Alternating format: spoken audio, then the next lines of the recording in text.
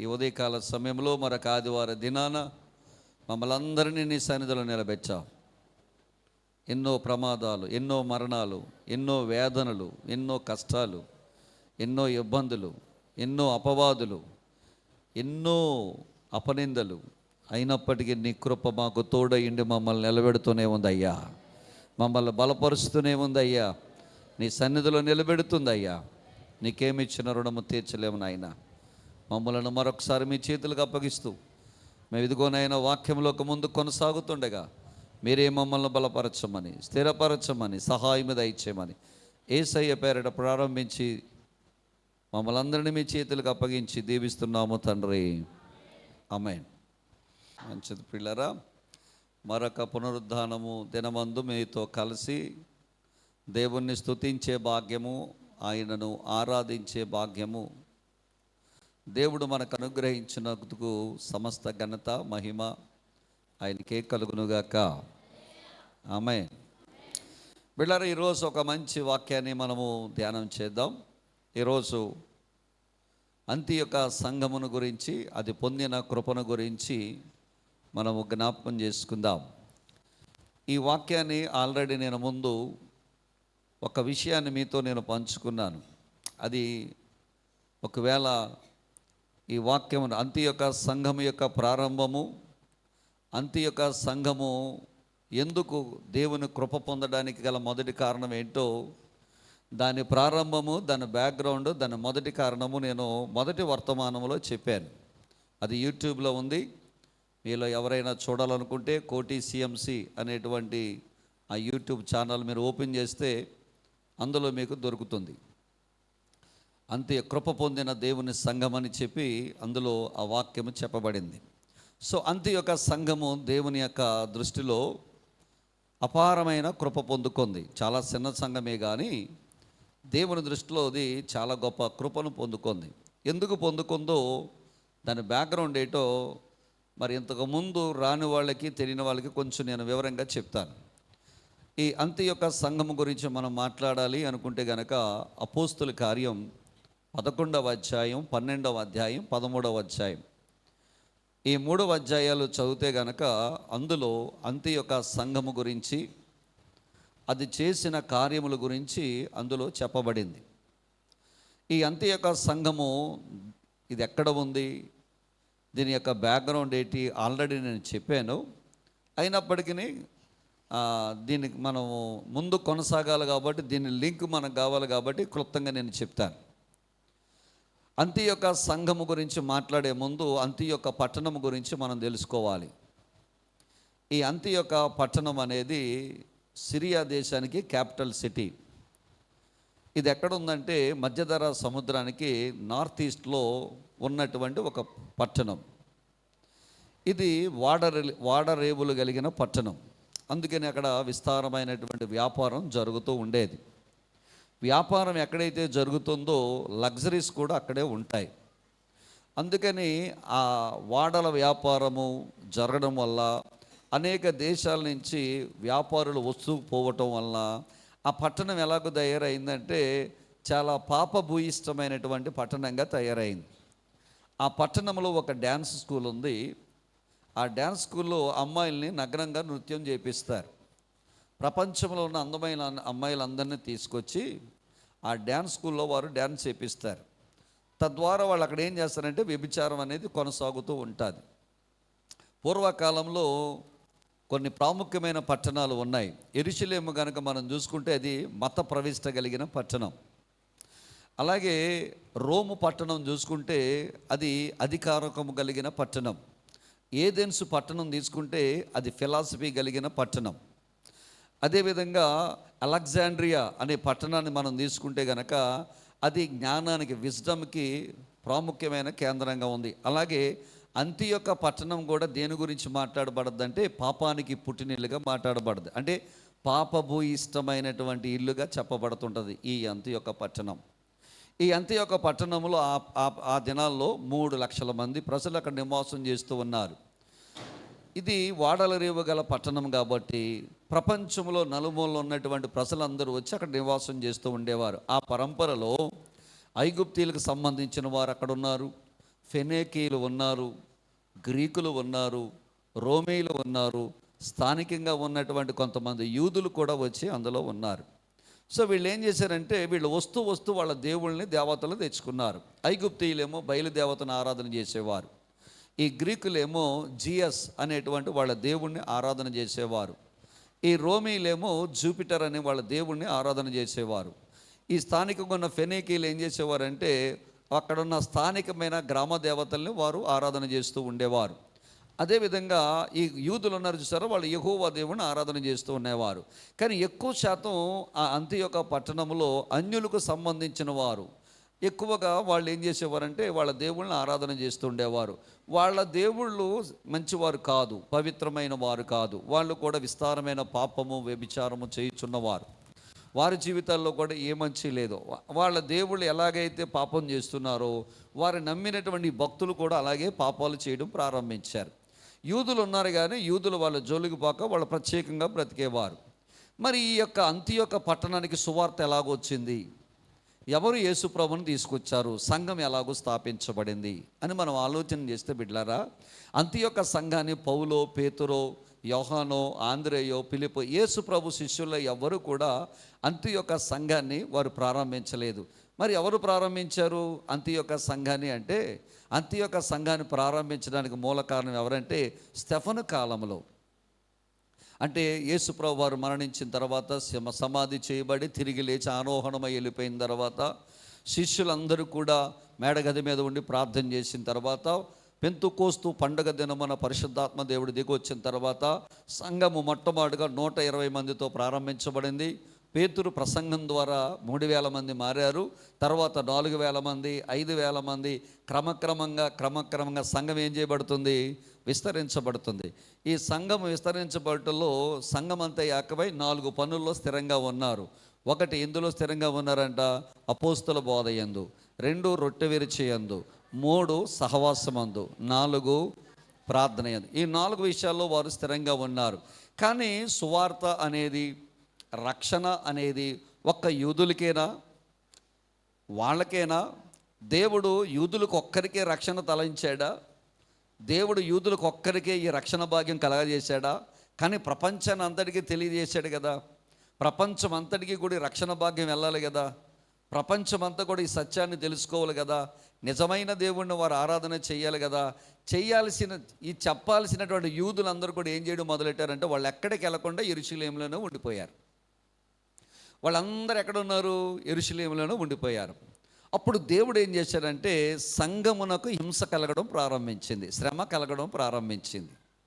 సంఘానికి ఎప్పుడైతే శ్రమ కలిగిందో సంఘములో ఉన్న వాళ్ళందరూ కూడా చెల్లాచెదురైపోవడం ప్రారంభించారు. మరి ఎక్కువగా ఎప్పుడు చెల్లాచెదురైపోవడం ప్రారంభించారంటే, తీయండి అపోస్తుల కార్యం 11వ అధ్యాయం తీద్దాం ఒకసారి. అపోస్తుల కార్యం 11వ అధ్యాయం ఈ మాట చదువుదాం మనం ఒకసారి. 19వ వచనం చదువుదాం, చూడండి. స్టెఫను విషయంలో కలిగిన శ్రమను బట్టి చెదిరిపోయిన వారు యూదులకు తప్ప మరి ఎవరికి వాక్యమును బోధింపక ఫెనీకే, కుప్ర, అంతియొకయ ప్రదేశముల వరకు సంచరించిరి. కుప్రీయులు కొందరును, కురేనీయులు కొందరును వారిలో ఉండిరి. వీరు అంతియొకకు వచ్చి గ్రీసు దేశపు వారితోనూ మాట్లాడుచు ప్రభువైన యేసును గూర్చిన సువార్త ప్రకటించారు. దేవునికి స్తోత్రం కలుగునుగాక. ఇంతకీ అంతియొక పట్టణానికి సువార్త తీసుకొచ్చింది ఎవరన్నమాట? స్టెఫను విషయంలో శ్రమ పడినటువంటి కొంతమంది విశ్వాసులు, యేసు ప్రభువును రక్షకుడుగా అంగీకరించిన విశ్వాసులు, పెంతుకోస్తు దినమున యేసును స్వరక్షకునిగా అంగీకరించి బాప్తిసం తీసుకున్న కొంతమంది విశ్వాసులు యెరూషలేము పట్టణములో శ్రమ వచ్చిందని, స్టెఫను విషయంలో చాలా హింస కలుగుతున్నప్పుడు వాళ్ళు ఏం చేశారంటే ఇక్కడ ఉంటే మనము చనిపోతామని చెప్పి వారు ప్రార్థించగా దేవుని యొక్క మార్గదర్శకత్వంలో, దేవుని యొక్క చిత్తంలో వాళ్ళు ఏం చేశారంటే వాళ్ళు కుప్ర ఇలాగ ప్రాంతాలన్నీ దాటుకుని ఎక్కడికి వచ్చారట, అంతియొక్కకు వచ్చారట. తీరా అంతియోకకు వచ్చేసరికి అంతియోకలో ఉన్న ప్రజలందరూ కూడా ఈ గ్రీకులు, ఫెనేకీలు, ఐగుప్తీయులు వీళ్ళందరూ వీళ్ళ ఇష్టానుసారంగా ఆరాధన చేస్తున్నారు. వీళ్ళు ఇష్టానుసారంగా బ్రతుకుతున్నారు. వారి జీవితాలు సరిగ్గా లేవు. ధనం ఉంది, ఆస్తి ఉంది, ఐశ్వర్యం ఉంది. ఆస్తి ఐశ్వర్యం ఉంది, కానీ వీళ్ళ ఆత్మీయ జీవితం కానీ వీరి యొక్క భౌతికమైన జీవితాలు కానీ పాపభూయిష్టంగా ఉన్నాయి. ఎందుకు అలాగ ఉన్నాయంటే వాళ్ళ దేవుళ్ళు కూడా అలాంటి వారే. జియస్ దేవుడు కూడా అలాంటి వాడే. ఆ జియస్ పుట్టిన అపోలో అలాంటి వాడే. అపోలోకు పుట్టిన చెల్లి అర్తెమీదేవి అలాంటిదే. వీళ్ళందరూ పాపభూయిష్టమైన వాళ్ళు. ఎటు చూసిన బయలు కూడా చాలా పాపభూయిష్టమైంది. అంటే ఎవ్వరికి కూడా క్యారెక్టర్ లేదండి. ఎవ్వరూ కూడా నీతి నిజాయితీగా బ్రతకడం లేదండి. ఇంకో మాటలో చెప్పాలంటే పాపానికి చాలా పుట్టినిల్లుగా ఉన్నటువంటి వారు వీళ్ళు. ఇలాంటి జీవితాలు జీవిస్తున్న వీళ్ళ మధ్యలోకి యెరూషలేములో నుంచి యేసు ప్రభు నమ్ముకున్న విశ్వాసులు, పాస్టర్లు కాదు, అపోస్తులు కాదు, శిష్యులు కాదు, విశ్వాసులు వచ్చారంట. ఎక్కడికి? అంతియోక పట్టణం. వచ్చి వీళ్ళతో మాట్లాడడం గ్రీకులతో మాట్లాడడం మొదలెట్టారండి. ఏంటయ్యా మీరు ఎలా ఉన్నారేంటి? మీరు ఎంత భయంకరంగా ఉన్నారేంటి? ఎంత పాపంలో ఉన్నారేంటి? మీ దేవుడు ఏంటి ఇలాగ ఆరాధన చేస్తున్నారేంటి? ఇంత భయంకరమైన విచ్చలవిడితనంగా మీరు తిరుగుతున్నారేంటి? అసలు మీరు నమ్ముతున్న దేవుడు ఎవరు? మీరు ఏం ఆరాధన చేస్తున్నారు అసలు? అంటే వీళ్ళు యేసుక్రీస్తు గురించి చెప్పడం ప్రారంభించారట. యేసుక్రీస్తు గురించి చెప్పడం ప్రారంభిస్తే వాళ్ళు అన్నారట, మా దేవుడి కన్నా మీ దేవుడు పరిశుద్ధుడు అని అడిగాడట. అప్పుడు వీళ్ళు అన్నారట, సకల యుగములలో సర్వలోకాలలో నిన్న నేడు నిరంతరం ఏకరీతిగా ఉన్న పరిశుద్ధుడు నా ప్రభువైన యేసుక్రీస్తు వారు అని చెప్పారట అండి. యేసయ్యకి స్తోత్రం కలుగునుగా. హల్లెలూయా. ఏమని చెప్పారంట? నా ప్రభువు పరిశుద్ధ. మరి నీ ప్రభు పరిశుద్ధుడైతే ఆయన కన్నా తండ్రి పరిశుద్ధుడు అంటే ఆయన అన్నారట, ఈ జగమునకే ఏలే మహా తండ్రి ఆయన ఇంకా పరిశుద్ధుడు అని చెప్పారట. ఎప్పుడైతే ఈ మాట చెప్పారో, పరిశుద్ధాత్మ దేవుడు కార్యం చేయడం ప్రారంభించాడో, వాళ్ళందరూ మారు మనసు పొంది బాప్తిసం పొందుకొని అంతియొకలో ఒక సంఘముగా ఏర్పడ్డారటండి. ఇది దీని బ్యాక్గ్రౌండ్. దేవునికి స్తోత్రం చెప్పండి. హల్లెలూయా, హల్లెలూయా. ఇంతకీ విషయం చెప్తున్నాను, జాగ్రత్తగా ఆలకించండి. ఆదిమ కాలంలో చాలా సంఘాలు ఉన్నాయి. యెరూషలేం సంఘం ఉంది, తర్వాత అంతియొక సంఘం ఉంది, తర్వాత ఫిలిప్పీ సంఘం ఉంది, తర్వాత దెసలోనిక సంఘం ఉంది, తర్వాత ఎఫెసీ సంఘం ఉంది, తర్వాత రోమా సంఘం ఉంది, తర్వాత కొరింథీ సంఘం ఉంది. ఈ సంఘాలన్నిటిలోకెల్లా దేవుని యొక్క మహాకృపను పొందుకున్న సంఘం ఏదంటే అంతియొక సంఘం. యెరూషలేముగా భాగ్యం లేకుండా పోయిందండి. సంఘం అయితే యెరూషలేములో ప్రారంభించబడింది, కానీ అంత గొప్ప భాగ్యము తల్లి సంఘానికి లేనటువంటి భాగ్యాన్ని దేవుడు అంతియొక సంఘానికి దేవుడు అనుగ్రహించాడు. చూడండి, బైబిల్లో ఒక మాట ఉంటుంది, సౌలు పోగొట్టుకున్న కృపను దావీదు అందిపుచ్చుకున్నాడట. అలాగూ యెరూషలేము తల్లిగా ఉన్నటువంటి సంఘము చేయలేని కార్యాలు ఎవరు చేశారట? అంతియొక సంఘం చేసిందట. ఇది మనుషులు చేసింది కాదు, అంటే పాస్టర్లు చేసింది కాదు, అపోస్తులు చేసింది కాదు, అక్కడ ఉన్నటువంటి గొప్ప గొప్ప వాళ్ళు చేసింది కాదు. సామాన్యమైన విశ్వాసుల ద్వారా కట్టబడిన సంఘం అంతియొక సంఘం. దేవుని బిడ్డలారా, దేవునికి మహిమ కలుగునుగాక. హల్లెలూయా, హల్లెలూయా. పోయిన ఆ వర్తమానంలో మొట్టమొదటి చెప్పాను ఏదంటే, ఎందుకు అంతియొక సంఘము ఎందుకు అంత కృప పొందింది అనడానికి మొట్టమొదటిగా నేనేం చెప్పానంటే, ఆ సంఘము పూర్తిగా మారు మనసు పొందిన విశ్వాసులతో నింపబడింది. యేసయ్యకి స్తోత్రం కలుగునుగాక. హల్లెలూయా. అదే ఇందాక మనం చదివాం, 11వ అధ్యాయం 19 నుంచి 21 వచనాలు మనం చదివాం. ఇది పూర్తిగా మారు మనసు పొందిన వ్యక్తులతో నింపబడిన సంఘం. ఏ సంఘం? ఒకప్పుడు పాపంలో ఉండేవారు, ఒకప్పుడు విగ్రహారాధనలో ఉండేవారు, ఒకప్పుడు భయంకరమైన జీవితాలు జీవిస్తూ ఉండేవారు. యేసును గురించి తెలుసుకున్నారు, యేసయ్య ప్రేమను తెలుసుకున్నారు, యేసయ్య పరిశుద్ధతను తెలుసుకున్నారు, సత్యాన్ని తెలుసుకున్నారు. వారు నమ్మి బాప్తిసం పొందారు. పొందిన తర్వాత మరలా వెనకకు తిరిగి చూడలేదటండి. ఎన్ని కష్టాలు వచ్చినా, ఎన్ని బాధలు వచ్చినా, ఎన్ని ఇబ్బందులు వచ్చినా వారు మరలా తిరిగి వారి దగ్గరికి వెళ్ళలేదట. వారి దేవుళ్ళ దగ్గరికి వెళ్ళలేదట, మళ్ళా పాపము చేసే పనులకు వెళ్ళలేదట. మరలా వారి జీవితాన్ని కుక్కకు వాంతి చేసుకున్నప్పుడు వాంతికి మరలా తిరిగినట్లుగా అంటాడు పేతురు. పంది బురదలో దొర్లినట్లుగా మరలా వాళ్ళు బురదలో దొరలలేదట.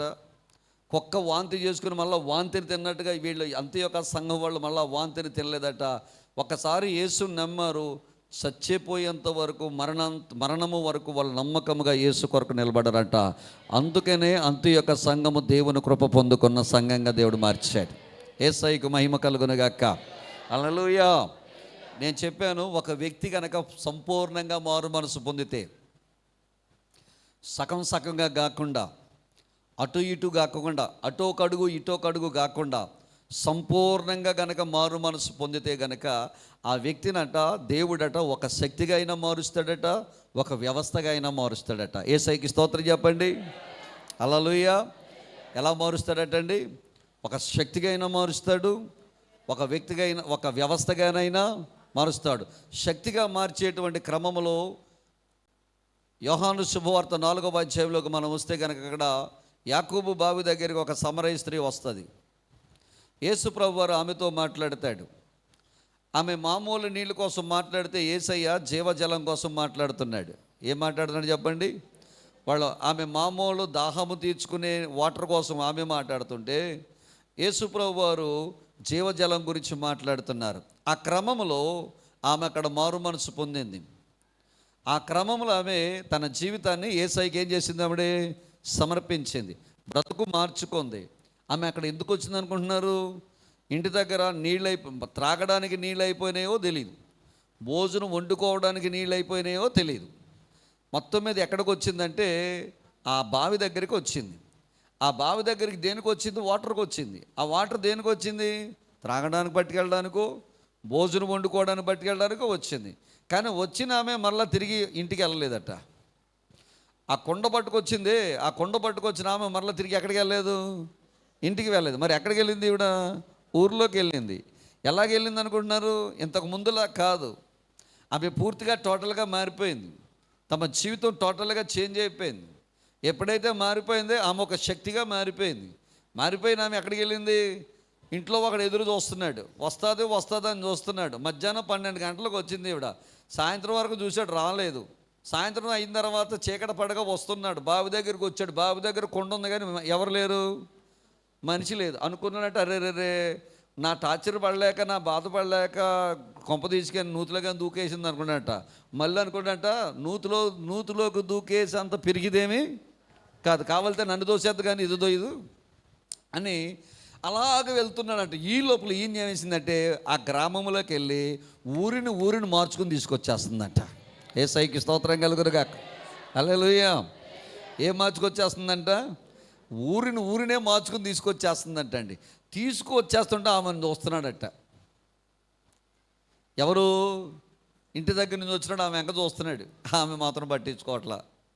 సైకిల్ చేస్తున్నాడు, పట్టించుకోవట్లా. ఈమె ఏ పనిలో ఉంది?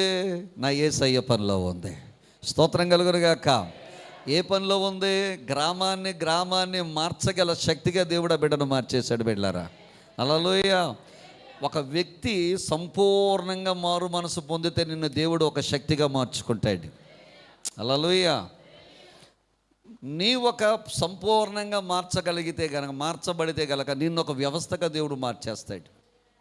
దేవునికి స్తోత్రం. దావీదు ఎవరండి? గొర్రెలు కాచుకునేవాడండి. దావీదు ఎవరండి? ఒక సామాన్యమైన వాడండి. దావీదు ఎవరండి? మధ్యతరగతి కుటుంబానికి సంబంధించిన వాడండి. తన గొర్రెలు కూడా కాదు, తండ్రి ఇచ్చిన గొర్రెలు మేపుకుంటున్నవాడండి. దేవుడు అతను తీసుకొచ్చి ఏం చేశాడు చెప్పమంటారా? అతడట గొలియాతు మీద యుద్ధానికి వెళ్తున్నప్పుడు ఏటిలోని 5 నున్నని రాళ్ళని ఏరుకున్నాడట. ఏటిలేని 5 నున్నని రాళ్ళలో ఒక రాయి తీసింది. ఎవరిని కొట్టాడట? గొలియాతును. గొలియాతు కొట్టగానే గొలియాతు ఏమైపోయాడు? పడిపోయిన తర్వాత దావీదు మామూలుగా ఉన్నాడు అనుకుంటున్నారా? ఒక రాజరిక వ్యవస్థగా దేవుడు మార్చేశాడు దావీదుని. దేవునికి స్తోత్రం కలుగునుగాక. ఈ రాయి నున్నగా తయారవడానికి గల కారణం ఏంటంటే ఏటి లోయలో ఉన్న రాళ్ళు అన్నాడు. ఏటి లోయలో ఏం ప్రవహిస్తుంది? నీరు ప్రవహిస్తుంది. యోబు అంటాడు 14వ అధ్యాయం 19వ వచనం అంటాడు, నీళ్లు జలములు రాళ్లను అరగదీయును అంటాడు. జలములు దేని అరగదీస్తాయట? రాళ్లను అరగదీస్తాయట. ఈ రాళ్లను అరగదీసే పరంపరలో ఈ రాయి ఎలాగో మారిందట? నున్నగా మారింది. ఏటి అనగా సంఘము, నీళ్లు అనగా వాక్యము, రాయి అనగా విశ్వాసి. వినండి, ఏటి అనగా సంఘము, నీరు అనగా వాక్యము, రాయి అనగా విశ్వాసే.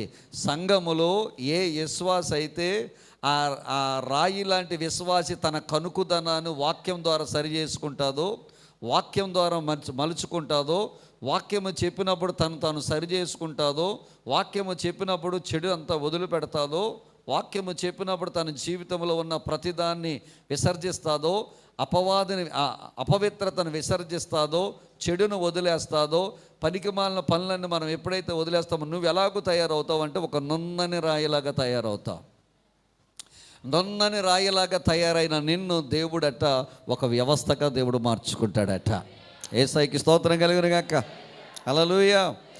ఏ వ్యవస్థగా మార్చుకుంటాడట? దావీదు చేతిలో పడిన రాయి గొలియాతును కొట్టగా, గొలియాతు కింద పడగా వాడిని చంపిన తర్వాత అతను ఎలాగో మారాడంటే దావీదు రాబోయే కాలంలో ఒక రాజరిక వ్యవస్థగా దేవుడు దావీదును మార్చాడు. సంపూర్ణమైన మారు మనసు పొందిన ప్రతి బిడ్డను దేవుడు అలాగూ వాడుకుంటాడు. నీ కుటుంబాన్ని అలాగూ వాడుకుంటాడు. నిన్నొక శక్తిగా దేవుడు మారుస్తాడు. నిన్నొక వ్యవస్థగా దేవుడు మారుస్తాడు. మనమే సరిగ్గా ఉండటంలా, మన జీవితాలే సరిగ్గా ఉండటంలా, మన బ్రతుకులే సరిగ్గా ఉండటంలా మారాము. కానీ యేసుని నమ్ముకున్నాము కానీ లోకాన్ని ఇంకా వదిలిపెట్టలా. యేసు ప్రభువుని నమ్ముకున్నావు కానీ విగ్రహారాధన ఇంకా నువ్వు వదిలిపెట్టడంలా. యేసు ప్రభువుని నమ్ముకున్నావు కానీ చీకటి శక్తి సంబంధించిన కార్యాలు ఇంకా మనం వదలటంలా. మరి మనల్ని ఎలాగో దేవుడు ఒక శక్తిగా మారుస్తాడు. మనల్ని దేవుడు ఎలాగో ఒక వ్యవస్థగా మారుస్తాడు. మారిన బిడ్డలు కొంతమంది ఇక్కడ ఉన్నారు, మారిన బిడ్డలు కొంతమంది ఉన్నారు. రాబోయే కాలంలో దేవుడు వారిని ఒక శక్తిగా దేవుడు మారుస్తాడు, ఒక వ్యవస్థగా దేవుడు మారుస్తాడు. దేవుడు అన్యాయస్తుడు కానే కాడు. ప్రతి బిడ్డను ఆయన చూస్తూ ఉన్నవాడు, ప్రతి బిడ్డను ఆయన చూస్తున్నవాడు. మనుషుల దగ్గర మనం అబద్ధం ఆడవచ్చు, మనుషుల దగ్గర మనం మోసం చేయొచ్చు, మనుషుల దగ్గర మనం కాదని గట్టిగా వాదించవచ్చు.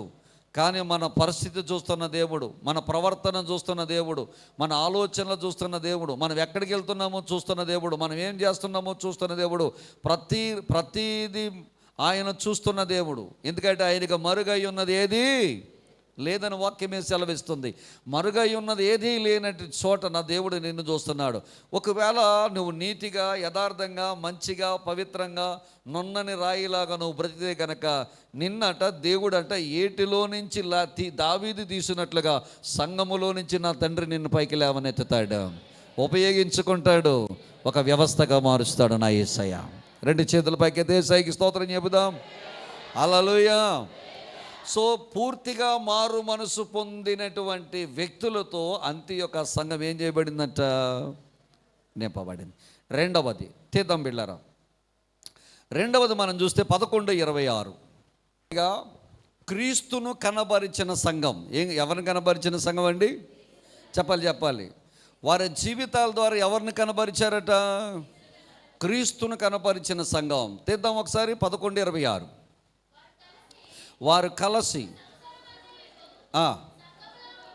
సంవత్సరమంతయు సంఘములో ఉండి బహుజనములకు వాక్యమును బోధించిరి.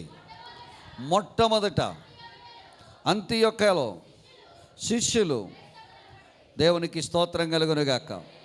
ఎక్కడున్న క్రైస్తవులు, ఎక్కడున్న శిష్యులు క్రైస్తవులుగా పిలువబడ్డారట? మొట్టమొదటిగా ఎక్కడ ఉన్నటువంటి శిష్యులు క్రైస్తవులుగా పిలువబడ్డారు? అంతియొక్క సంఘములో. దేవునికి స్తోత్రం. యెరూషలేము సంఘం ఉందండి, ఇందాక మీకు చెప్పానుగా. ఫిలిప్పీ సంఘం ఉంది, దెసలోనికా సంఘం ఉంది, ఎఫెసీ సంఘం ఉంది, రోమా సంఘం ఉంది, ఇంకేం చెప్పుకున్నాం మనం? కొరింథీ సంఘం ఉంది. ఈ సంఘాలు అన్నిటికంటే ప్రాముఖ్యమైనది తల్లి సంఘం యెరూషలేము. యెరూషలేములో ఉన్న శిష్యులు కూడా ఏమని పిలువబడలేదట? క్రైస్తవులుగా పిలువబడలేదట. ఈ అన్ని సంఘాల్లో మొట్టమొదటిగా క్రైస్తవులుగా పిలువబడిన సంఘం ఏదంటే అంతియొక్క సంఘం. ఎందుకు అలాగూ పిలిచారు? ఏ కారణం చేత అలాగూ పిలిచారు? బైబిల్ గ్రంథంలోనండి క్రైస్తవులు అనేది 3 చోట్ల మనకు కనపడుద్ది. మొట్టమొదటిగా ఇప్పుడు మనం చదివాం 11:26. రెండవది మనకి ఎక్కడ కనబడుద్ది అంటే అపోస్తుల కార్యం 26వ అధ్యాయం 28వ వచనంలో కనబడు. అందుకు అగ్రిప్ప, ఇంత సులభముగా నన్ను క్రైస్తవునిగా చేయుచున్నావా? ఇంత సులభముగా నన్ను ఏం చేయచూచున్నావు, చేయజూచుచున్నావా అని పౌలుతో చెప్పాడు. ఎవరు? అగ్రిప్పరాజు. వినండి, ఈ స్టోరీ మీరు కొంచెం వినాలి.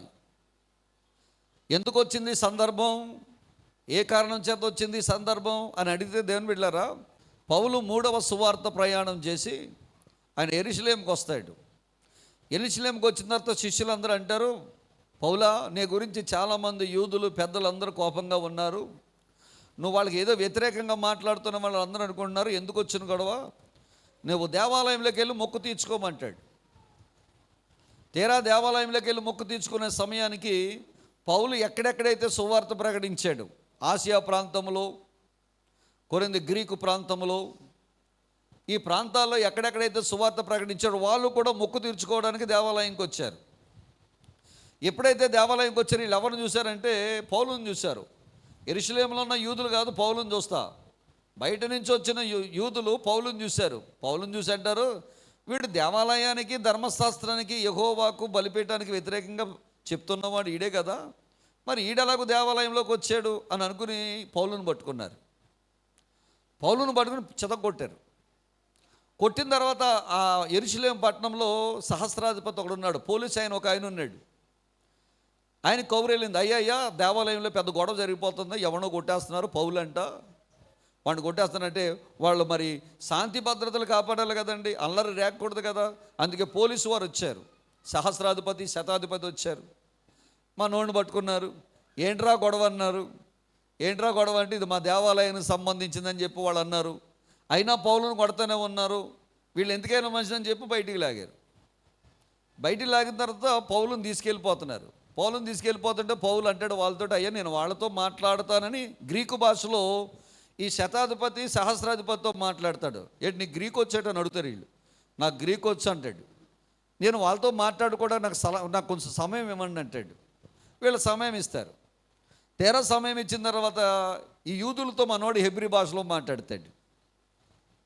శతాధిపతి వాళ్ళతోనేమో గ్రీకులో మాట్లాడితే, నీకు గ్రీకు వచ్చని వీళ్ళు అడిగారు, నాకు వచ్చి అంటాడు. నాకు సమయం ఇవ్వండి అంటే ఇస్తే కనుక వీళ్ళతో ఎలా మాట్లాడుతున్నాడు, ఇప్పుడు దేంట్లో మాట్లాడుతున్నారు, హెబ్రీ భాషలో మాట్లాడుతున్నాడు. హెబ్రీ భాషలో మాట్లాడితే వాళ్ళు అందరూ సైలెంట్ అయిపోయారు. వీడికి హెబ్రీ భాష కూడా వచ్చేది, గ్రీకుడు అనుకున్నారు వీళ్ళు.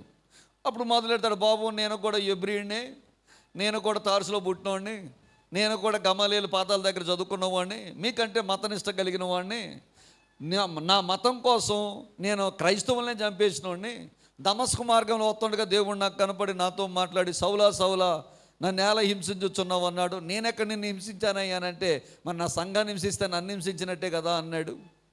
అక్కడ నాకు మారు మనసు వచ్చింది. మారు మనసు పొంది ఇప్పుడు ఆ యేసు నేను ప్రకటిస్తున్నానంటే, ఈ హెబ్రీలందరూ యూదులందరూ అన్నారు, ఈడి చంపేతేనే కాదు మాకు మనశ్శాంతి లేదని వీళ్ళందరూ తిరగబడ్డారు. ఎందుకు వచ్చిన గొడవ అని చెప్పి ఈ శతాధిపతి వాళ్ళని తీసుకెళ్ళి వాళ్ళందరినీ శాంతిపరుద్దామని, ఒరే ఈయన తాళ్ళుతో గట్టి కొట్టండి అన్నాడు. దీంతో పెట్టి కొట్టేమన్నాడు, తాళ్ళుతో కట్టి ఇతను ఏం చేయమన్నారు, కొట్టేమన్నాడు. కొట్టేమంటే రోమా సైనికులు వచ్చి తాళ్ళుతో కడుతున్నారు. రోమా సైనికులు వచ్చి తాళ్ళుతో కడుతుంటే పౌలు అంటాడు, రోమీయుడనైన నన్ను విచారించకుండానే తాళ్ళుతో మీరు ఎలా కడతారు అని అడిగాడు. అని అంటే, నువ్వు రోమీయుడు అని అడిగారు. ఎస్ నేను రోమీయుని అన్నాడు. ఆ సహస్రాధిపతి వచ్చి అంటాడు, ఏంటి నువ్వు రోమీయుడువా, రోమా పౌరసత్వం నీకు ఎక్కడి నుంచి వచ్చింది అంటాడు. నేను బహుద్రవ్యం ఇచ్చి సంపాదించుకున్నాను, బోలని డబ్బులెట్టు కొన్నాను నేను ఈ రోమా పౌరసత్వాన్ని, నీకెలాగొచ్చింది అయ్యా పౌలు అని అడిగాడు. నాకు పుట్టుకతోనే వచ్చింది అయ్యా రోమా పౌరసత్వం అంటాడు. అతను తీసుకెళ్ళి రాజమందిరంలో పెడతారు. వీళ్ళు వస్తారు, వాదనలు చేస్తారు. పౌలు ఆఖరిగా అంటాడు, నేను కైసర్ దగ్గర చెప్పుకుంటాను అంటాడు. ఈ లోపల మొదట ఉన్నటువంటి ఆ యొక్క గవర్నర్ ఫేలిక్స్ మారిపోతాడు. అతని స్థానంలో ఫేస్తు వస్తాడు. ఫేస్తుకి ఈ యూదులకి మళ్ళీ వాదం దొరుకుతుంది. మళ్ళీ పౌలు అంటాడు, నేను కైసర్ దగ్గర చెప్పుకుంటాను అంటాడు. ఈ లోపల యెరూషలేము నుంచి యూదయ ప్రాంతం నుంచి అగ్రిప్పరాజు, ఏ రోజు అగ్రిప్పరాజు ఈ కైసర్కి వస్తాడు. కైసర్కి వచ్చిన తర్వాత ఈ ఫేస్తు అంటాడు, అయ్యా ఒక ఖైదీ ఉన్నాడు, మీ ఊరు నుంచి వచ్చాడు, ధర్మశాస్త్రము దేవాలయం అన్నాడు, నాకేం అర్థం కావట్లేదు, నువ్వు ఆ జాతికి సంబంధించినోడువే కదా, నువ్వు దానికి సంబంధించినాడు కదా, తీర్పేదో తీర్చు, వాడిని పిలుస్తాను, వాడేదో చెప్తాడు, నువ్వు జాగ్రత్తగా ఈయనంటాడు. అగ్రిప్పరాజు, బెర్నకే, ఫేస్తు వీళ్ళందరూ కూర్చుంటారు. పౌలును వదిలిపెడతారు. పౌలు సాక్ష్యం మళ్ళీ చెప్తాడు, నేను ఎలాగొచ్చాను, ఎలా రక్షించబడ్డాను, దేవుడు నన్ను ఎలాగ రక్షించాడు, నాకు కలిగిన దర్శనానికి నేను అవిధేయుడును గాక, ఇవన్నీ చెప్పుకుంటూ ఫేస్ అంటాడు. పౌలా, ఒరే బాబు, నీకు అధిక విద్య వల్ల నువ్వు వెర్రోడు పిచ్చోడు అయిపోయేవారు అంటాడు. నేను అధిక విద్య వల్ల వెర్రోడిని పిచ్చోడిని కాదయ్యా, నేను సత్యమును చెప్తున్నాను అంటాడు పౌలు. ఎవరికి? ఫేస్ట్కి. ఆ తర్వాత అగ్రిప్ప అంటాడు, అగ్రిప్పరాజా, మీకు తెలుసు కదా, దేవదూతలు ఉన్నారు, ప్రవక్తలు ఉన్నారు, ఒక ప్రవక్త ఇలా శ్రమపడి రక్షించబడి పైకి లేవాలన్న సంగతి నీకు తెలుసు కదా రాజా, మీకు తమరికి అన్ని సంగతులు, యూదుల సంగతులు, ప్రవక్తల సంగతులు అన్నీ మీకు, ధర్మశాస్త్రం యొక్క సంగతులు మీకు తెలుసు కదా రాజా అంటాడు పౌలు. అప్పుడు అంటాడు ఈ అగ్రిప్పరాజు, ఏటి పౌలా, నన్ను అంత సులభంగా నువ్వు క్రైస్తవుడిగా చేయి చూస్తున్నావేంటి, ఇటు అంత సులభంగా నన్ను దేవుని బిడ్డగా క్రైస్తవుడిగా మార్చేద్దాం అనుకుంటున్నావా అని అంటాడు. అప్పుడు పౌలు మంచి డైలాగ్ చెప్తాడండి, విన్న తర్వాత మనందరం చప్పట్లు కొట్టాలి. అందుకు పౌలు, సులభముగాను దుర్లభముగాను తమరు మాత్రము కాదయ్యా, నువ్వు వినండి, నువ్వు ఒక్కడవే కాదయ్యా, ఈరోజు నా మాటలు ఎంతమంది అయితే వింటున్నారో మీరందరూ కూడా నా సంఖ్యలు తప్ప, నాకున్న సంఖ్యలు తప్ప మీరందరూ యేసుబాబు బిడ్డలు అయిపోవాలని నేను కోరుకుంటున్నానయ్యా అన్నాడు. యేసయ్యకి మహిమ కలుగును గాక. హల్లెలూయా. చెప్పండి దేవునికి స్తోత్రం. హల్లెలూయా. మీరందరూ ఏమైపోవాలనుకుంటున్నాడు? మీరందరూ యేసుబాబు బిడ్డలు అయిపోవాలి, నాకులాగా అయిపోవాలి. కానీ మీకు మాత్రం ఏమి ఉండకూడదు? సంఖ్యలు ఉండకూడదన్న సందర్భంలో అగ్రిప్పరాజు పౌలుతో మాట్లాడితే పౌలు ఇచ్చిన సమాధానం ఇది. రెండవది. మూడవది, మొదటి పేతురు పత్రిక 4వ అధ్యాయం 16వ వచనం, ఎవడైనను క్రైస్తవుడైనందుకు బాధ అనుభవించిన ఎడల అతను సిగ్గుపడక ఆ పేరును బట్టి దేవుని మహిమపరచాలి. దేవునికి స్తోత్రం చెప్పండి. ఏ పేరుని బట్టి దేవుని మహిమపరచాలట? క్రైస్తవుడు అనే పేరును బట్టే దేవుని మనం ఏం చేయాలంట? ఏంటి దీని సందర్భం ఏంటంటే, అప్పటికి రోమా చక్రవర్తి నీరో పరిపాలన చేస్తున్నాడు. నీరో చాలా భయంకరుడు. ఈ నీరో అండి, వీడికి ఒక పిచ్చి ఉందండి. ఏంటంటే వీడికి పిచ్చి, విశేషమైన శిల్పకళ నైపుణ్యత కలిగిన వాడు. అంటే రాజభవనాలు కట్టాలన్నా, పాత భవనాలు కట్టి కొత్త భవనాలు కట్టుకోవాలన్నా వీడికి శిల్పకళ అంటే చాలా పిచ్చి అన్నమాట. ఏదో మంచి సామెత ఉంటుంది కదా, రాజుగారి సొమ్మంతా రాళ్ళపాళ్ళు అంటారు కదా. వీడు డబ్బంతా దేనికి వచ్చి పెట్టేవాడంటే ఈ భవనాలు అందంగా తయారు చేయడానికి, రాజుగారి కట్టడాలు, నగరాలు కట్టడానికి ఇష్టపడేవాడు. ఈ పరంపరలో వీడు ఏం చేశాడంటే, వీడు ముందున్నటువంటి సింహద్వారం ఉందో చూశారు, రాజసింహద్వారాన్ని మార్చాలనుకున్నాడు. రాజసింహద్వారం మార్చాలనుకున్నవాడు ఏం చేశాడు, దాన్ని మార్చాలంటే అయ్యే పని కాదు, పడగొట్టాలంటే అయ్యే పని కాదు. ఒక రాత్రికి రాత్రి ఏం చేశాడంటే ఆ సింహద్వారాన్ని కాల్చేసి, అది కాల్చిన వారు ఎవరంట? క్రైస్తవులని చెప్పి ఆ క్రైస్తవులను తీసుకువచ్చి వాళ్ళకి మైనం పోసి వాళ్ళ తోటలో నిలబెట్టి వాళ్ళకి అగ్గి పెట్టి వాళ్ళ కాలుతూ ఉండగా పైకెళ్ళి ఏమని చేసాడంటే పిడేలు వాయించుకుంటూ పైచాచిక ఆనందం పొందినటువంటి చక్రవర్తి నీరో చక్రవర్తి. వీడు ఒక శాసనం చేశాడు, ఎవడైనా కైసరు అంటే నీరో ఏ దేవుడు, నీరో ఏ ప్రభు అని చెప్పాలి. కైసరు ఒకవేళ క్రీస్తు యొక్క ప్రభు అని చెప్తే, క్రైస్తవుడు అని చెప్పుకుంటే గనక, నేను క్రీస్తు బిడ్డను, నేను క్రైస్తవుడు అని చెప్తే కనుక చంపేయాలి. రోమా సామ్రాజ్యం ఎక్కడెక్కడైతే ఉందో, రోమా ప్రాంతాలు ఎక్కడెక్కడైతే ఉన్నాయో, అప్పుడు సర్వప్రపంచము రోమాయే పరిపాలన చేస్తుంది. ఈ రోమా పరిపాలన చేస్తున్న సందర్భంలో ఎవడైనా నువ్వు కైసరు వాడవా యేసుక్రీస్తు వాడవంటే, కైసరు ప్రభు అంటే బ్రతకనిచ్చేవారు, యేసుక్రీస్తు ప్రభు అంటే చంపేసేవారు. ఈ చంపేసే పరంపరలో ఈ పేతురు శ్రమ పొందుతున్న క్రైస్తవుల్ని ఆదరించడానికి రాస్తూ అంటాడు, అయ్యా ఎవడైనాను క్రైస్తవుడైనందుకు బాధపడొద్దు, క్రైస్తవుడైనందుకు మీరేం చేయాలి? గర్వపడాలి. ఆ నామమును బట్టి మనం ఏం చేయాలట? దేవుణ్ణి మహిమపరచాలంటాడు. దేవునికి స్తోత్రం కలుగునుగాక. హల్లెలూయా. యేసు ప్రభు నమ్ముకున్నందుకు చాలా శ్రమలు, కష్టాలు మనకు వస్తాయని బైబిలే చెప్తుంది. యేసు ప్రభు నమ్ముకున్నందుకు లోకం మనకు వ్యతిరేకమవుతుందని ఎప్పుడో చెప్తుంది. లోకము వేరు, యేసుక్రీస్తు వేరండి. సంఘం వేరు, లోకం వేరండి. లోకంలో అంత అపవిత్రత ఉంటుంది, సంఘములో పరిశుద్ధత ఉంటుంది. పరిశుద్ధతతో కూడిన వారే సంఘములో ఉండాలి. అపవిత్రత కలిగి లోపల తీసుకొచ్చి అపవిత్రంగా మనం ఉంటే కనుక సంఘాన్ని అపవిత్రం చేయకూడదు. పవిత్రంగా ఉండాలి సంఘం. ఎప్పుడైతే సంఘము పవిత్రంగా ఉంటుందో, పవిత్రంగా ఉన్న పరిశుద్ధంగా ఉన్న పూర్తిగా మారు మనసు పొందిన సంఘము ద్వారా అద్భుతమైన కార్యాలు దేవుడు జరిగిస్తాడు. అయ్యే కార్యాలు అంత్యొక సంఘముతో దేవుడు జరిగించాడు. దేవునికి స్తోత్రం కలుగునుగాక. ఇప్పుడు వినండి, ఇప్పుడు అంత్యొక సంఘములో ఉన్నటువంటి శిష్యులట మొట్టమొదటిగా ఏమని పిలువబడ్డారట? క్రైస్తవులు అని పిలువబడ్డారు. మూడవ సందర్భం ఇది. ఇంతకీ వీళ్ళు ఎలాగో పిలువబడ్డానికి గల కారణం ఏంటి చెప్పడం? శిష్యుడు అనే పదానికి గ్రీకు భాషలో ఏమంటారంటే మెథటీస్ అంటారు. మెథటీస్ అనండి. మెథటీస్ అనగా శిష్యుడు అని అర్థం. ఏంటి దీని అర్థం? శిష్యుడు అనగా విడువక వెంబడించాలి, విధేయతతో నేర్చుకోవాలి, విసుగక ఏం చేయాలి? పని చేయాలి. ఇది గురువుగారి వెనకాల ప్రతి శిష్యుడు నేర్చుకోవాలి. ఇప్పుడు అంత్యొక సంఘములో ఉన్న యేసుతో ఉన్నవారు అపోస్తలుల కార్యం 4వ అధ్యాయం 13వ వచనం తీయండి ఒకసారి. అపోస్తలుల కార్యం 4వ అధ్యాయం 13వ వచనం తీయండి. వారు పేతురును యోహాను ధైర్యమును చూచినప్పుడు వారు విద్య లేని పామరులని గ్రహించి ఆశ్చర్యపడి వారు ఎవరితో ఉన్నారట? యేసుతో కూడా ఉన్నారని గుర్తెరిగిరి. దేవునికి స్తోత్రం. బిడ్డలారా, ఎందుకు చెప్పాల్సిన మాట ఏంటంటే, అంత్యొక సంఘము పొందుకున్న రెండవ కృప ఏంటంటే, వారు పూర్తిగా మారు మనసు పొందారా? మారు మనసు పొందిన తర్వాత వాళ్ళ బతుకు కానీ, వారి మాట కానీ, వారి ప్రవర్తన కానీ, వారి చూపులు కానీ, వారి విధేయత కానీ, వారు పనిచేసే విధానం కానీ అంతా ఎలాగుందంటే, యేసు ఎలాగూ చేస్తాడో వీళ్ళు అలాగే చేసేవారట.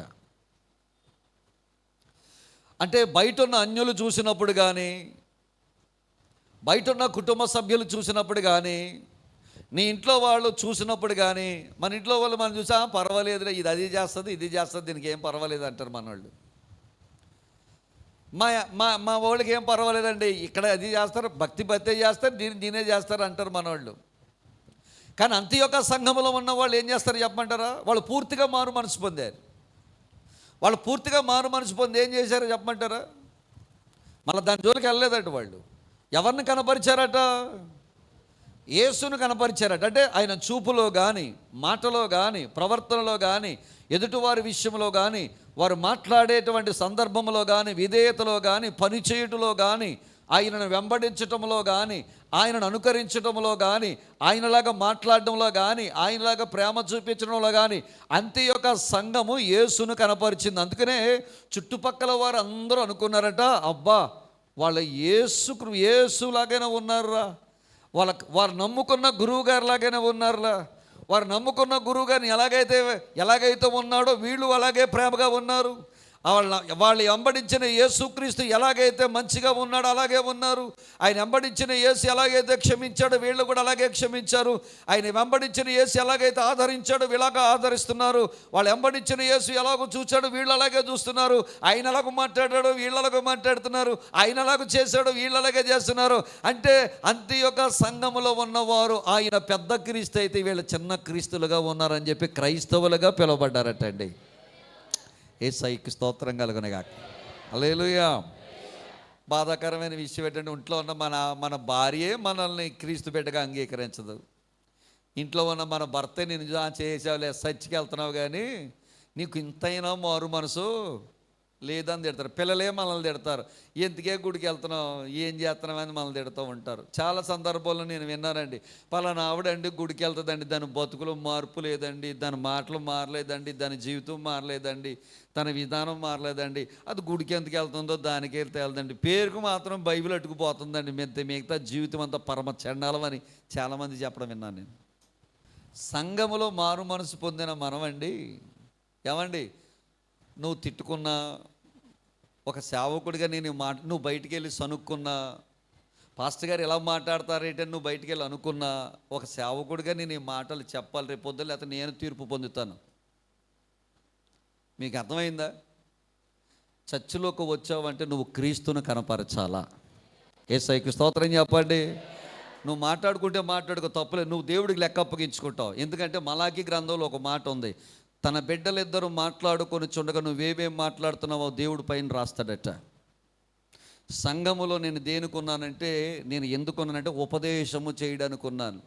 ఒక తండ్రి స్థానములో, ఒక గురువు స్థానములో, ఒక ఉపదేశకుడి స్థానములో, ఫలానది తప్పమ్మా, ముట్టుకోవద్దమ్మా, పలాని తప్పమ్మా, దాని జోలికి వెళ్ళొద్దమ్మా, ఇలాంటి మాటలు మాట్లాడకూడదమ్మా, ఎదుటి వారిని మనం క్షమించాలమ్మా, ఇలాంటి మాటలు నేనే చెప్తాను, నేనే చెప్పాలి. పరిశుద్ధాత్మ దేవుడు చెప్పమన్నాడు కాబట్టి చెప్తాను.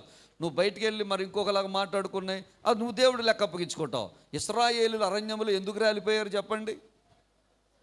ఎందుకు రాలిపోయారు చెప్పండి? ఎందుకు చచ్చిపోయారు చెప్పండి? వాళ్ళు ఎవరో వ్యభిచారం పాపం చేయడం కాదు. బయటికి వెళ్ళిన తర్వాత మోసే మీద ఎప్పుడు సనగడం అంటే ఏంటండి? చెప్పిన మాట తిరగేసి మాట్లాడడం. మన జీవితంలో ఎప్పుడు అలాంటి తప్పుడు పనులు చేయకూడదు అని బిడ్డలారా.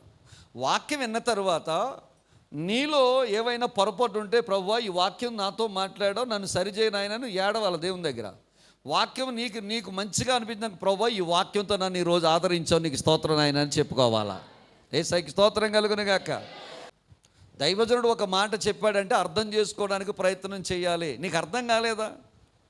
వచ్చి అడగాలి. ఫస్ట్ గారు ఈ వాక్యం చెప్పారు, నాకు అర్థం కాలేదు, సందర్భం ఏంటని అడగాలి. మనలో ఉన్న ఒక్క పొరపాటు చెప్పంటారా?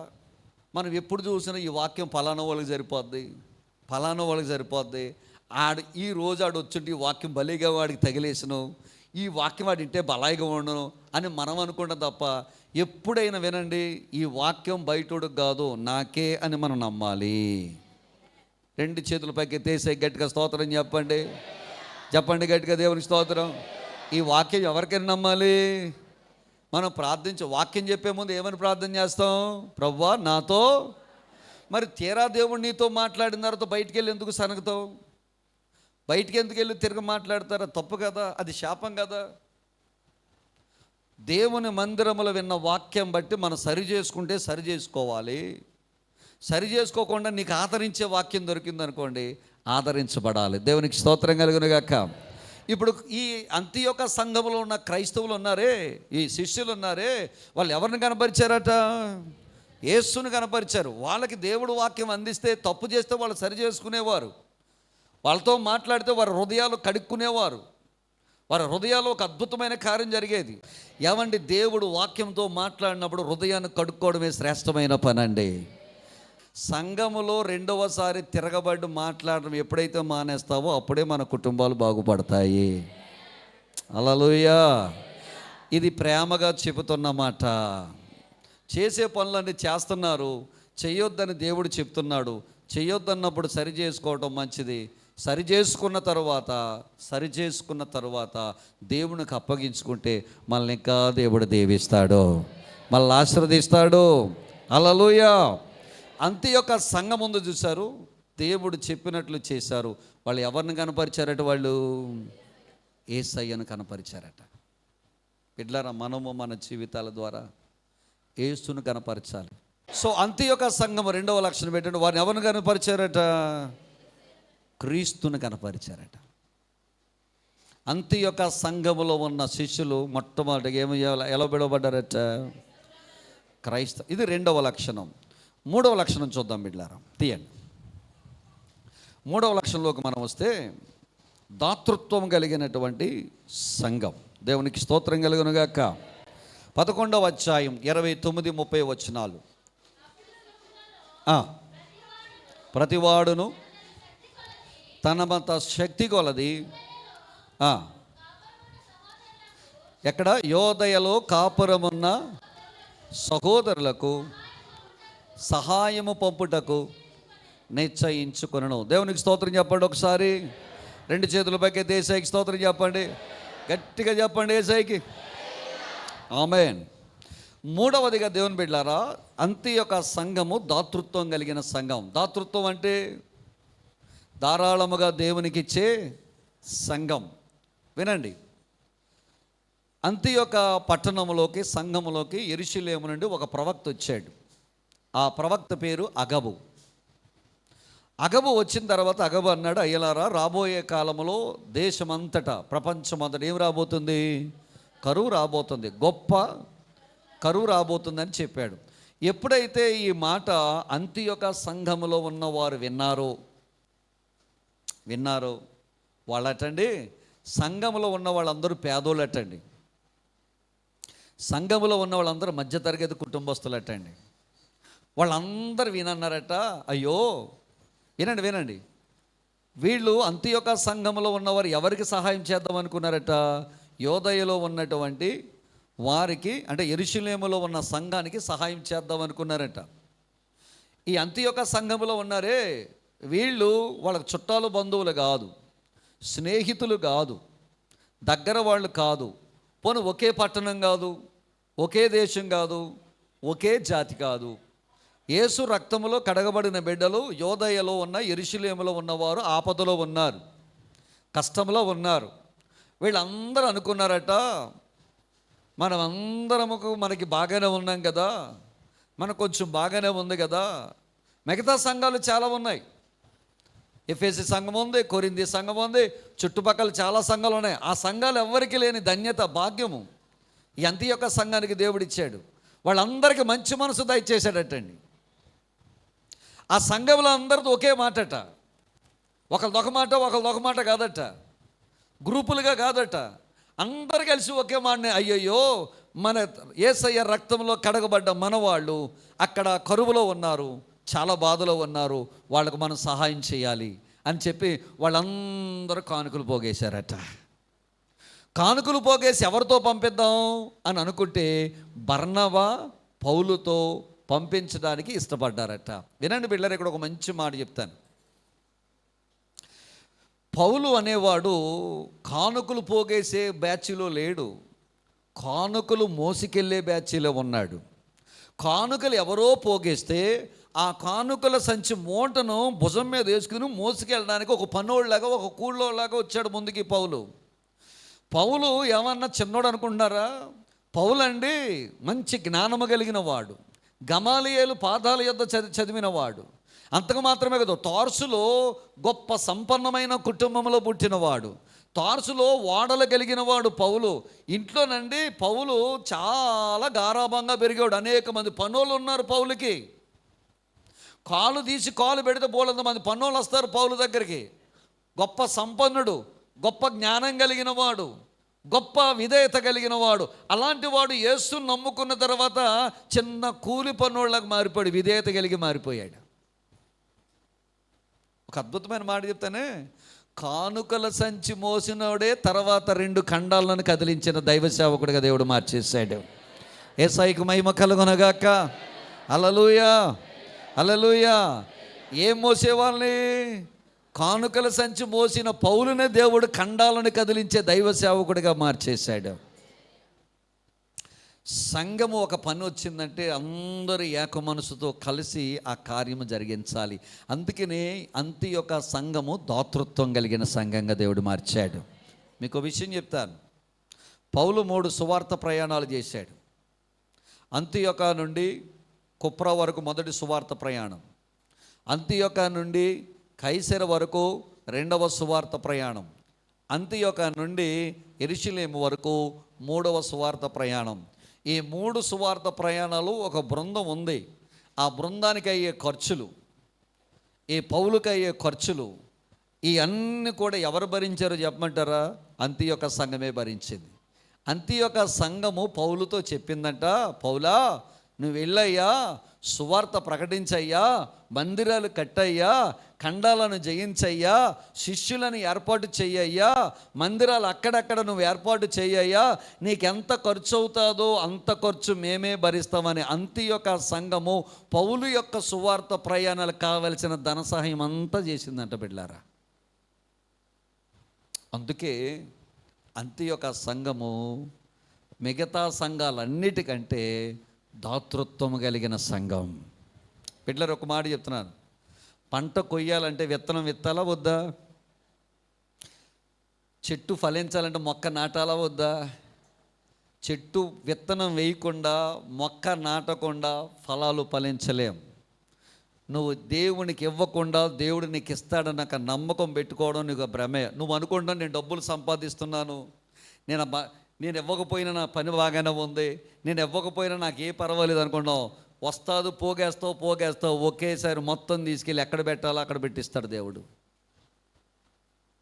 ఎప్పుడైనా జ్ఞాపకం ఉంచుకో, బైబిల్ గ్రంథం చెప్తుంది సంఘం అనగా దాతృత్వం కలిగి ఉండాలి, సంఘం అనగా కష్టం వచ్చినప్పుడు ఆదుకోవాలి, సంఘం అనగా పని వచ్చినప్పుడు చేయి చాపాలి, సంఘం అనగా దేవునికి ఇవ్వడం నేర్చుకోవాలి. మనుషులకు వద్దు సుమా.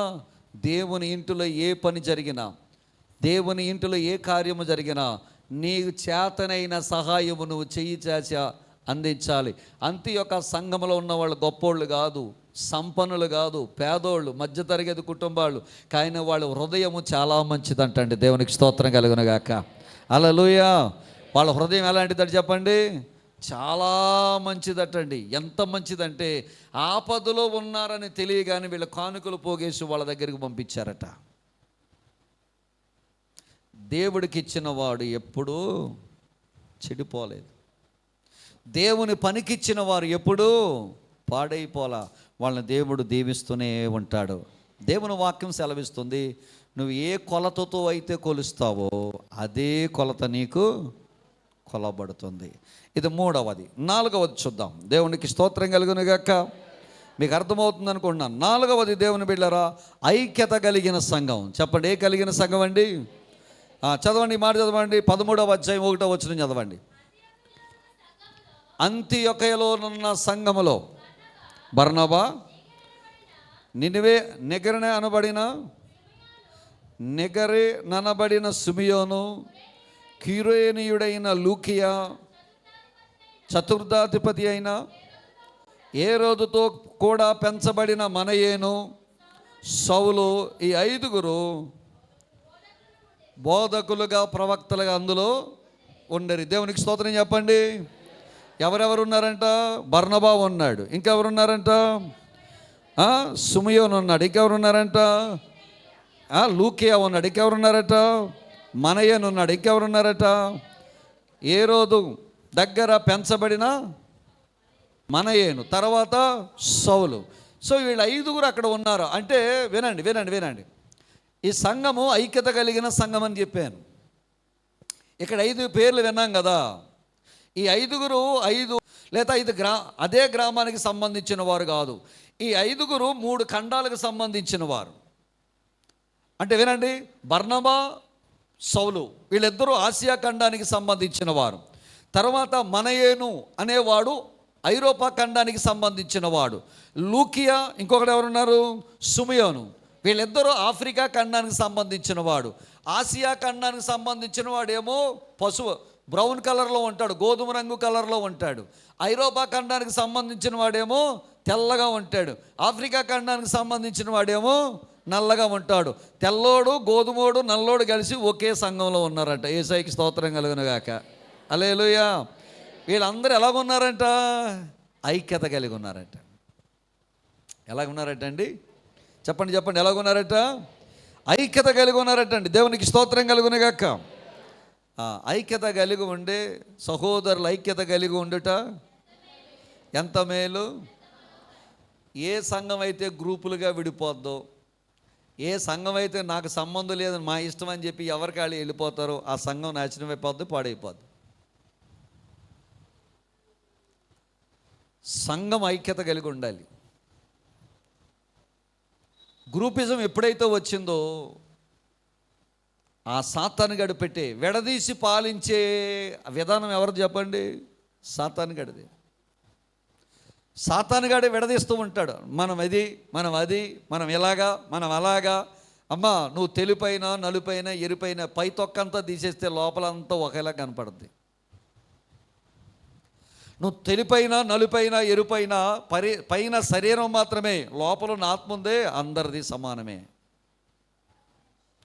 పైన తెల్ల తొక్క, ఎర్ర తొక్క, గోధుమ తొక్క, లేకపోతే పసుపు తొక్కలు ఉన్నాయే, ఈ తొక్కలని ఒకప్పుడు మట్టిలోకి వెళ్ళిపోతాయి. ఆత్మ ఉందే అది దేవుని దగ్గరికి వెళ్తుంది. సంఘములో ఏముండాలి చెప్పమంటారా? అందరం కలిసి ఐక్యత కలిగి ఉండాలి.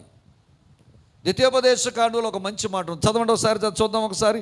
ద్వితీయోపదేశకాండం 32వ అధ్యాయం 30 వచనం తీయండి. తమ ఆశ్రయదుర్గము యెహోవా వారిని అప్పగింపని ఎడల ఒకడు ఎట్లు 1000 మందిని తరుమును, ఇద్దరు ఎట్లు 10,000 మందిని. వినండి, ఒకడైతే 1000 మందిని తోలుతాడు, ఇద్దరైతే ఎంతమందిని పారదోలుతాడు? 10,000 మంది అంటే ఇద్దరు కలిస్తే 10,000 మందిని తరమగలిగితే సంఘం ఐక్యత కలిగి ఉంటే సాతాను శక్తులను తోలగల శక్తిని దేవుడు అనుగ్రహిస్తాడు. హల్లెలూయా. ఎందుకు ఈనాడు కుటుంబాల్లో ఐక్యత లేక, నీ బిడ్డల మధ్య ఐక్యత లేక, నీకు నీ భర్తకు ఐక్యత లేక, నీకు నీ పిల్లలకు ఐక్యత లేక, సంఘాల్లో ఐక్యత లేక, కుటుంబాల్లో ఐక్యత లేక, తల్లి బిడ్డల మధ్య ఐక్యత లేక, భార్య భర్తల మధ్య ఐక్యత లేక సాతానుగాడు మన కుటుంబాలను, మీ కుటుంబాలను శోధిస్తూ ఉన్నాడు. సంఘము కానీ కుటుంబము కానీ ఎలాగో నిలబడాలంటే ఐక్యత కలిగి నిలబడాలి. ఒక శత్రువు వచ్చి సంఘాన్ని పాడు చేస్తున్నప్పుడు సంఘం అంతా ఏకమవ్వాలి. నువ్వు వెళ్ళి శత్రుపక్షంగా నిలబడడం కాదు, నువ్వు దేవుని పక్షంగా నిలబడాలి. ప్రార్థించేవారు తక్కువయ్యారు, పొలలెట్టేవారు ఎక్కువైపోయారు. పొల్లలు ఎప్పటికైనా ఇరిగిపోతాయి, ప్రార్థన ఎప్పటికైనా జయాన్ని సాధిస్తుంది. 2 చేతుల పైకి ఎత్తేసి గట్టిగా స్తోత్రం చెప్పండి. ప్రార్థన ఎప్పుడైనా విజయం సాధిస్తుంది, పొల్లలు ఎప్పటికైనా ఇరిగిపోతాయి. అందుకే బిడ్డారా, చర్చి నాది కాదు, మన ఎవరిది కాదు, ఈ సంఘం ఎవరిది? ఆయనది. ఎవరు రక్తం ఇచ్చుకున్నారు? ఆయన కొన్నాడు, ఆయన నిలబెట్టుకుంటాడు, ఆయన పోషిస్తాడు, ఆయన సమర్థిస్తాడు, ఆయన బలపరుస్తాడు, ఆయన నడిపిస్తాడు. యేసయ్యకి స్తోత్రం. హల్లెలూయా. ఇప్పుడు సంఘం ఎలా ఉండాలన్నమాట? ఐక్యత కలిగి ఉండాలి. దేవునికి స్తోత్రం. ఏ సంఘం ఐక్యత కలిగి ఉందండి? అంత్యొక సంఘము ఐక్యత కలిగి ఉంది. నేను ఒక మంచి మాట మాట్లాడతాను, మీరు బాధపడకండి బిడ్డలారా. మీరు వాళ్ళ గురించి వీళ్ళ గురించి మాట్లాడే బదులు ఎప్పుడైనా వాళ్ళ గురించి భారం కలిగి ప్రార్థన చేశారా? అయ్యా, మా చర్చిలో పలానా వాళ్ళు ఉన్నారు అయ్యా, వాళ్ళ పరిస్థితి ఎలాగుంది, వాళ్ళు ఎలాగ బాధపడుతున్నారు, వాళ్ళు ఎలాగ మాట్లాడుతున్నారు అయ్యా. పోనీ పాస్టర్ గారి గురించి ఎప్పుడైనా ప్రార్థన చేసావా? నీ ఇంట్లో కానీ నిజం చెప్పు, గుండె మీద చెయ్యొచ్చు చెప్పు, మా పాస్టర్ గారి గురించి నేను ప్రార్థన చేశానయ్యా. వాళ్ళ గురించి వీళ్ళ గురించి నువ్వు నేను మాట్లాడుకునే బదులు ఒకరోజు ఉపవాసం ఉండి వాళ్ళ గురించి ప్రార్థన చేయొచ్చు కదా. వాళ్ళు మారాలయ్యా, వాళ్ళు విడిపించబడాలయ్యా, వాళ్ళు ఉన్న ఆ చెడు బుద్ధి పోవాలయ్యా, మంచిగా మాట్లాడాలయ్యా అని ఎప్పుడైనా ఉపవాసం ఉండి చిన్న ప్రార్థన చేయగల కదా. మాట్లాడడం కన్నా మాట్లాడడం మంచిదా, ప్రార్థన చేయడం మంచిదా? ఇప్పుడు మనం ఏం చేస్తున్నాం? మాట్లాడుతున్నామా, ప్రార్థన చేస్తున్నామా? నువ్వు నిజమైన దేవుని బిడ్డవైతే, ఐక్యత కోరుకునే వాళ్ళం అయితే మనం ఏం చేయాలంటే, దేవుని బిడ్డలారా, కన్నీరు కార్చి వాళ్ళ కోసం ఏం చేయాలి? ప్రార్థన చేయాలి. ఒక మాట చెప్తున్నాను, ఉదయకాలం ప్రార్థన చేయడం నీకు చేత కాదు, బైబిల్ చదవడం నీకు చేత కాదు, పడుకునే ముందు ఒక అరగంట నీవు, నీ భార్య, నీ భర్త, పిల్లల కూర్చొని మోకరించి ప్రార్థన చేయడం మీ వల్ల కాదు అంటే, ఉదయ ప్రార్థన ఉండదు, రాత్రి ప్రార్థన ఉండదు, బైబిల్ ఉండదు, ఏమి ఉండదు. ఇలాంటి వాళ్ళకి ఎవరు దూరతారు చెప్పండి? ప్రార్థన చేయకపోతే ఎవరు వస్తారు చెప్పండి? ఎలాంటి ఆలోచనలు వస్తాయి చెప్పండి? మంచి ఆలోచనలు వస్తాయా, చెడు ఆలోచనలు వస్తాయా? వినండి, ఈ చెడు ఆలోచనలు ఎప్పుడైతే మనలోకి వచ్చాయో మనం చాలా చెడ్డగా ప్రవర్తిస్తూ ఉంటాం. వాక్యం చెప్తుంది, కుటుంబాల్లో ఐక్యత ఉండాలి, సంఘములో ఐక్యత ఉండాలి, భార్య భర్తల మధ్య ఐక్యత ఉండాలి. అన్నిటికంటే ముఖ్యంగా మనం ఎక్కడైతే ఆరాధన చేస్తున్నామో అక్కడ ఏముండాలి? ఐక్యత ఉండాలి. దేవునికి స్తోత్రం. హల్లెలూయా. అందుకే బైబిల్ అంటే సహోదరుల ఐక్యత కలిగి ఉండుట ఎంత మేలు, ఎంత మనోహరం. దేవునికి స్తోత్రం కలుగును గాక. 5వదిగా ప్రార్థించే సంఘంగా ఉండాలి. ఏ సంఘంగా ఉండాలండి? చదవండి 13వ అధ్యాయం 2వ వచనం.